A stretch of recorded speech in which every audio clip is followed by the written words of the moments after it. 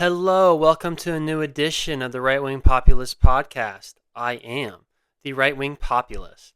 So today I want to talk about the fact that it seems to me that Zionists are trying to take advantage of certain tragedies to disingenuously promote Israel and to shield it from criticism and shield it from legitimate criticism, not anti-Semitism, which is illegitimate, obviously.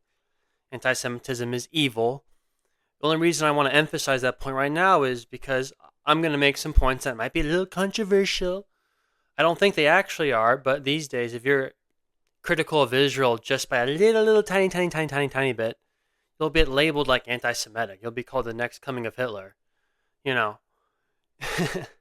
it's insane. I mean, if you're just critical of the way Netanyahu like dresses, you'll be called Hitler by like God saw it on Twitter. It's just ridiculous, but. So I want to talk about that, and I also want to talk about how some of the pro-Israel voices, they're actually making anti-Semitism worse, and obviously anti-Semitism is bad, so you need to call it out. Even, it's so ironic. You'll find this in life, people will do stuff to avoid something, but the actions they take to avoid it eventually leads them to that place they're trying to avoid. It's one of the great tragedies of life, and I think that's certainly happening here on the pro-Israel side. But before we get into all of that, I want you to subscribe, whether it's on YouTube, Apple Podcasts, Spotify, wherever the hell you listen to this amazing audio experience. I would greatly appreciate it. And if you are listening on YouTube, please also like and comment. It helps with the algorithm. The viewership the past couple of weeks has been awesome. I've been getting subs on YouTube and the other platforms, so keep it rolling, folks. I really do appreciate the support. I'm an independent content creator, folks. I don't have, and I'm doing honest work here. I don't have an OnlyFans link in my bio. I probably could do well if I did. I'm in pretty good shape these days. I'm still in my 20s. I got most of my hair. I look pretty good shirtless. So, but I want to do honest work, folks. I want to talk behind a microphone, okay? So, please support. Again, I greatly appreciate it. So, yes, obviously, this past week or over the weekend, you had the tragedy. I think it was on Sunday. The tragedy of this terrible attack on I think on a Hanukkah celebration, when you had it looks like an Islamist kill multiple Jews, including, at least this was reported at the time. I'm not sure if new information came out, but apparently they killed a Holocaust survivor. So just horrific, and it does seem like he was an Islamist. And it's a tragedy, and it's disgusting. It's obviously, again, anti-Semitism is disgusting. It's horrible. It's a disgrace to mankind. Any form of bigotry is a disgrace to mankind. We're all God's people. Okay, we're all equal in the eyes of God. And you shouldn't have bigotry towards people based off, their religion or their ethnicity or their race or whatever. You could judge them based off their actions, but you shouldn't judge them based off their religion. And I emphasize you shouldn't judge people based off their religion because I am seeing this anti-Muslim sentiment, come out. Not just after the events this past weekend, but just ever since Israel's been under immense scrutiny. There really does seem to be a push to promote some of the anti-Muslim sentiment. And there's always been an aspect to this. In fact, I talked about this last week. There's always been a push from the pro-Israeli supporters to push the fact that Islam is not compatible with the West. And for what it's worth, I think there's truth to that. I'm sympathetic to the argument people like Sam Harris has made over the years, making the point that in many Muslim-majority countries, their values are not compatible with the West. I think there's truth to that. The problem is when you weaponize that argument to, target Muslims, for the purposes of trying to deflect criticism from Israel. That's when I start having a problem with that argument. But the argument itself is sound. I agree that Islam does have a problem with the West. I don't think it's been good for many of these Western countries to take in all these immigrants from these Muslim-majority countries. You can have two different thoughts at the same time. You can think, yes, Islam has a problem with being compatible with the West, and that Islam, the religion, has an extremist problem. Okay, there's far more Islamic terrorists than there are Christian terrorists or Jewish terrorists or Buddhist terrorists or Hindu terrorists. That's just a fact and it needs to be emphasized. But you can also think at the same time that doesn't justify Israel's actions in Gaza. It doesn't justify Israel's, escalation in all these Middle Eastern countries. It doesn't justify it, so you shouldn't use the problems Islam has as a shield to protect Israel from criticism. And I think that needs to be pointed out. But what I'm also starting to see is, again, you see Zionists who will use these tragedies as another way to deflect criticism from Israel. I mean, they take advantage of it. Frankly, you kind of saw that on October 7th.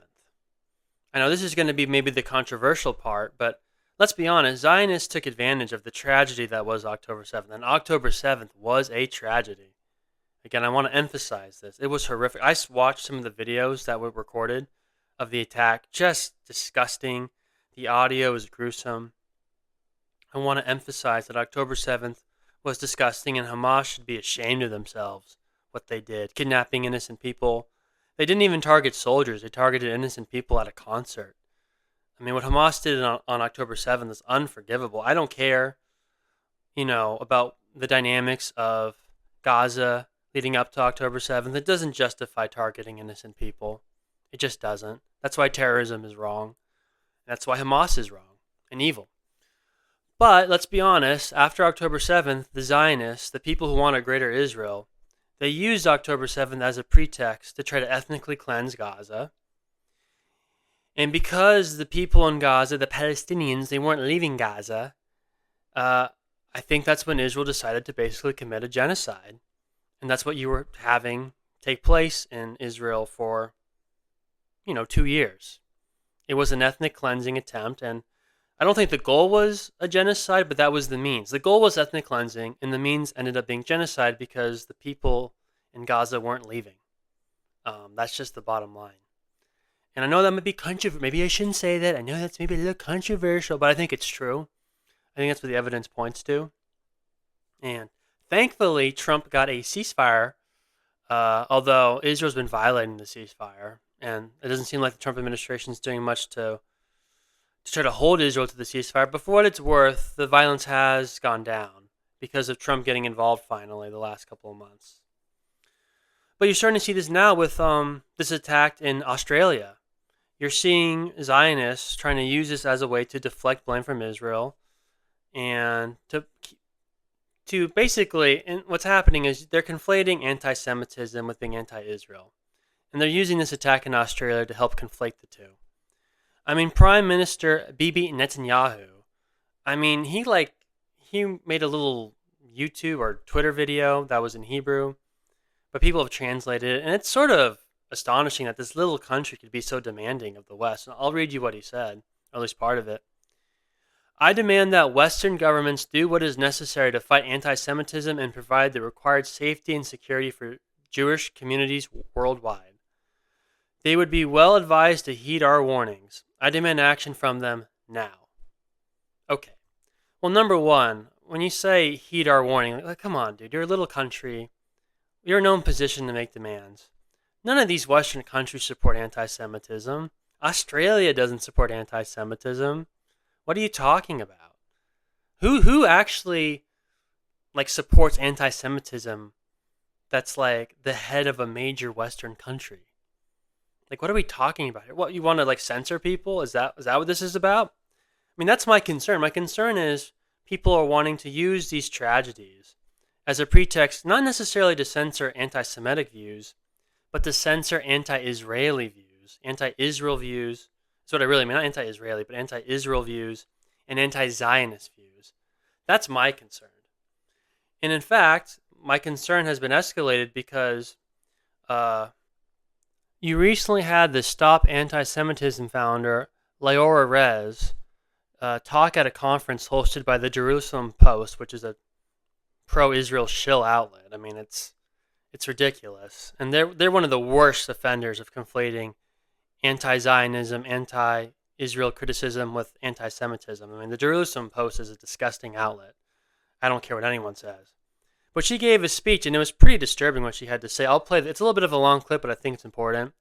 But she basically essentially threatened people with destroying their lives and careers if they're critical of Israel. I mean, she tries to mask it as it being about anti-Semitism, which, again, no one supports. But if you listen to the clip and read between the lines, it's really about anti-Israel rhetoric, not anti-Semitism rhetoric. So I'll play the clip. A little bit long clip, but this is important. has operated on one guiding belief: anti-Semitism thrives when there are no consequences. So we created consequences, a lot of them. We created visibility. We turned the spotlight towards those who targeted on our community, making silence impossible. On campuses where Jewish students were hunted through libraries, where professors glorified Hamas and Hezbollah terrorists, where mobs shut down our buildings and administrators hid under desks, we stepped in. We documented the offenders, we worked with attorneys, lawmakers, and victim families, and we ensured the message was not mistakable. If you target Jewish students, your actions will not disappear into the darkness. We will shine a light on you that, thanks to Google and SEO, will follow you for the rest of your life. When you look for a job, when you look for a spouse, when you look for a nanny, when you look for anything, our work will always be documented, again, thanks to Google and SEO. In corporations where DEI leaders smeared Israel, excused Hamas, we pressured CEOs. Some resigned, many were terminated, but policies were changed, thankfully, from governmental to art institutions. Online, where anonymous accounts spread violent threats, we traced patterns, elevated evidence, and worked with authorities, leading to arrests from Florida, South Carolina, New York, California, and Texas. And we're not slowing down, sadly. Today, Stop Anti-Semitism, I'm proud to say, runs one of the most robust anti-Semitic enforcement operations in the United States, monitoring campuses, digital networks, activist groups, and public officials, documenting incidents in real time and mobilizing millions of people, of allies that are quietly by our side. But the fight is bigger than the exposure, and it's about securing a future where Jewish students can walk across a quad without being screamed at, a future where employers understand that anti-Semitism is not activism, it's bigotry, and it will cause you to lose your job. When we act, lives change. And anti-Semites learn, sometimes for the very first time in their lives and history, that targeting Jews will come at a price. And together we can ensure that Jew hatred never goes unanswered again. As a former refugee from the USSR, I say this with all of my heart. God bless the United States, God bless Israel, and Am Israel Chai. Thank you so much. So, again, you sort of have to read in between the lines a little bit, although it's actually not that discreet listening to it again. I mean, again, what she says is, and I'll quote her, "Today, Stop Anti-Semitism, I'm proud to say, runs one of the most robust anti-Semitic enforcement operations in the U.S., monitoring campuses, digital networks, activist groups, and public officials, documenting incidents in real time." You know, she also says she's fighting to secure a future where people's opinions on Jews determine whether they can have a job. It's like, I'm sorry, why do you get to decide who gets a job based off their opinions? And again, the problem is it's not really about Jews, it's about Israel. I mean, you heard it in the clip. She, goes after these DEI programs because of their takes on Israel. She doesn't even say Jews there when it comes to DEI. She's criticizing these DEI programs and being critical of Israel. Now, I'm not a big fan of DEI. I'm not a fan of these left-wing social movements, people like Black Lives Matter. But they're not anti-Semitic. I see no evidence that the DEI programs or Black Lives Matter is anti-Semitic. They're anti-white. That's a very credible argument you could make. But I see no evidence that they're anti-Semitic. And again, even at the end of the clip, she talks about, God bless Israel. Like, what does this have to do with Israel? I thought this was about, combating anti-Semitism, which most reasonable people support. But as you can see in this whole little, I played a clip, but it was, there's a lot of context in that clip. The whole clip is her blurring the lines between anti-Semitism, anti-Zionism, and just being critical of Israel. And she also says that we want to make sure that Jews on college campuses aren't harassed. Like, what are the well-documented examples of Jewish students being harassed on college campuses? every time I've looked into it, I don't really find anything credible. Like, what you'll find is just, back in early 2024, there were college campus protests against Israel, not Jews, Israel, because of what they were doing in Gaza.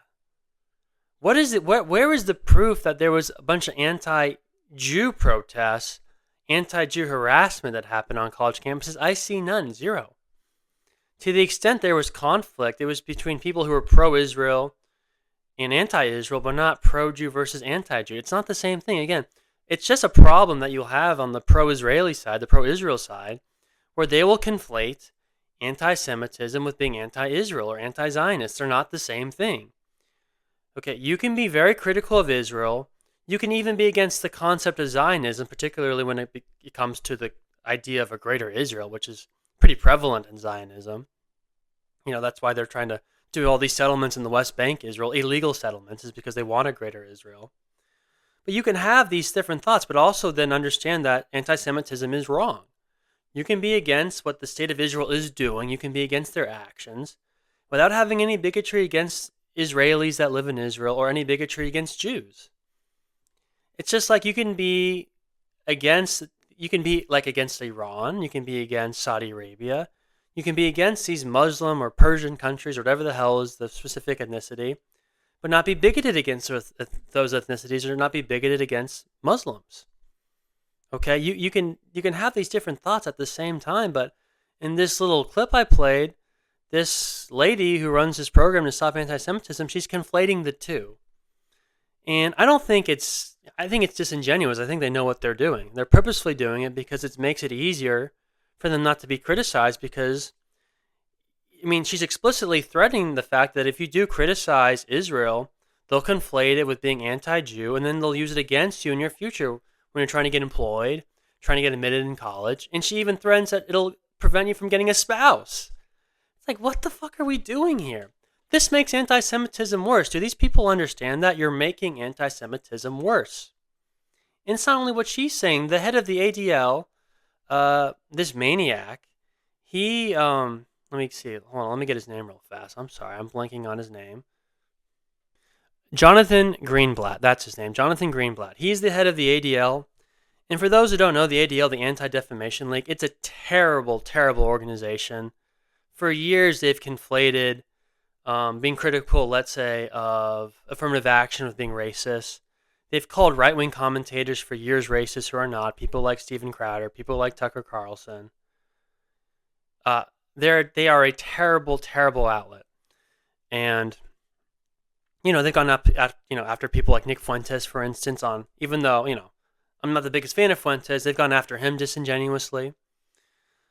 But Jonathan Greenblatt, his whole shtick is, ever since October 7th, is he's been going after what he perceives to be anti-Semitism. But to him, to Jonathan Greenblatt, any sort of criticism of Israel is anti-Semitism. And he doesn't understand that it's making anti-Semitism worse. When you do things like that, you're making anti-Semitism worse. He was on Morning Joe the other day on MS Now, no longer MSNBC, MS Now. And he was basically saying people who post controversial things about Israel or Jews, they should be held accountable. It's like, what does that even mean, held accountable? This is social media. We have free speech. What do you mean? Like, even if you are anti-Semitic and not just anti-Israel, you're allowed to do that under the First Amendment. Hate speech does not exist within the confines of our legal structure when it comes to free speech. It's allowed. Hate speech is allowed. It's not a real thing in the sense that it can stop you from talking. You are allowed to be hateful. If you can't provoke violence, but you're allowed to say hateful things. It's not good. You shouldn't do that. I don't think it's good for your soul. But you have the absolute right as an American under the First Amendment to do that. So again, he's making anti-Semitism worse. And he also recently said something very weird. I'm going to play the clip now, and I think you can see why it's a weird. Listen to the end. But he basically says that he's concerned about the Jewish community in part because they're like having interracial marriages or integrated marriages. I'll play the clip, but it's a very weird thing for him to say. Is it your sense that Jewish people are getting complacent, that they're not engaging to degrees and levels we should be? I have met a lot of October 8th Jews for whom the massacre on October 7th was a wake-up call. I've met a lot of people who feel much more galvanized, much more organized. But that will only be sustained if we offer them, ways to participate in a real and robust way in Jewish life. Mm-hmm. And whose responsibility is that, in essence? All of ours. Yeah. But this is why we need a revolution in our community on so many levels. So look, the reality is that intermarriage rates continue to go up. Assimilation continues apace. And look, I fight anti-Semitism. That is my job. Right. But I worry a great deal about broader questions of Jewish identity, as I think we talked about over lunch. So in this clip, the ADL CEO, the organization that's supposed to be all against racism and bigotry, in this clip, Jonathan Greenblatt, who is Jewish, he is essentially lamenting the fact that intermarriage rates are rising among Jews. Why is he saying that as if that's like a bad thing or something? He says he's concerned about the Jewish community, and intermarriages is one of the things he talks about. What's that about? Like, what are we doing here? Why is that a concern? I thought we were. Shouldn't that be fine? Look, I'm not even saying it's racist or like a Jewish supremacist thing to say, but if you're going to be critical of white people who are against intermarriages or interracial marriages, or be critical of other groups when they say that, as the head of the ADL, why the hell are you saying it's like a bad thing that Jews are having intermarriages? That's a very weird thing to say. I'm sorry. And he's still the head of the ADL. It just shows you what a farce the ADL is. It's just a terrible commie organization. But it's comments like this, again, that actually makes anti-Semitism worse. Comments like this makes people suspicious of what you're actually trying to do. When you're combating anti-Semitism, it makes it seem as though what you're really saying is you can't be critical of Israel. And if you do, we're going to call you anti-Semite. If you say anything that is like pro-white or, you go against the general narrative of racism, that means you're racist. But if you're Jewish, if you want to keep your marriage in between your race or ethnicity, that's fine.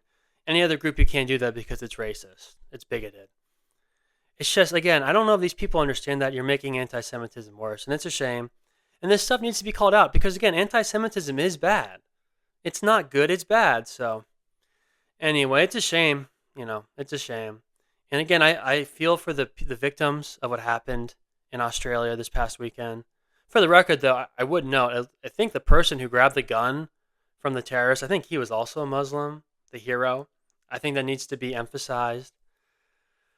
And again, you're just seeing these anti-Muslim sentiment from some pretty prominent people, and it's a little disturbing to me. Before I go, I'm going to read you some of these tweets I've been seeing. This is from a sitting United States Senator from Alabama, Tommy Tuberville. He says, Islam is not a religion. It's a cult. Islamists aren't here to assimilate. They're here to conquer. Stop worrying about offending the pearl clutchers. We've got to send them home now, or we'll become the United Caliphate of America. That's just an unhinged thing to say. Okay, Muslims are not coming to the United States to take it over, to install the caliphate. Most Muslims living in the United States just want to go about their lives. They came here for opportunity, and they want to be left alone. Okay, they want to pray to their God, go to work, have a family, raise their children, and be at peace. That's what most Muslims want. Is there a radical problem in the Islamic religion? Yes. But we shouldn't be smearing all Muslims the way I'm starting to see more and more. Even God Saad, who I'm a fan of, he said this: any religion, ideology, or belief system that is found to be an existential threat to the West should be banned. We don't have to tolerate something that wishes to erase us under the guise of freedom of religion. There are amendments for a reason. Wake up. I don't even know what he means by that. There are amendments for a reason. Yeah, we have the First Amendment, which means you get to practice whatever religion you fucking want. Again, is there an extremist problem with the Muslim religion? Yes, I agree with that critique. But this stuff is unhinged, folks. Again, you're having a sitting senator from Alabama, a sitting United States senator from Alabama, saying that Islam isn't even a religion. And I don't know. I think the whole thing is very strange. And I just view this as a way to deflect criticism from Israel. And I think this is just going to make anti-Semitism worse. Especially if you're a Muslim, you're hearing all this stuff. It's like, And look, I don't even want to get into this. Maybe this is for another podcast. You have to admit, at least in part, the reason why there's so much terrorism coming from the Muslim world is because of our actions in the West. I mean, we've destroyed some of these Arab countries. Okay. So I don't want to get into it all, but there is this thing called the blowback theory. And if you don't think that's a reason, at least in part, for why we have radical Islam, I think that's naive. But I'm not getting into that now. Anyway, folks, that's it for the podcast today. Thanks for listening. We should be back Saturday for the weekly wrap. Again, please subscribe, whether it's on YouTube, Apple Podcast, Spotify. I greatly appreciate it. And if you are listening on YouTube, again, please like and comment. It helps with the algorithm immensely. We'll be back Saturday, folks. I hope you have a good rest of your day, a good rest of your week, and we'll see you soon. Bye-bye.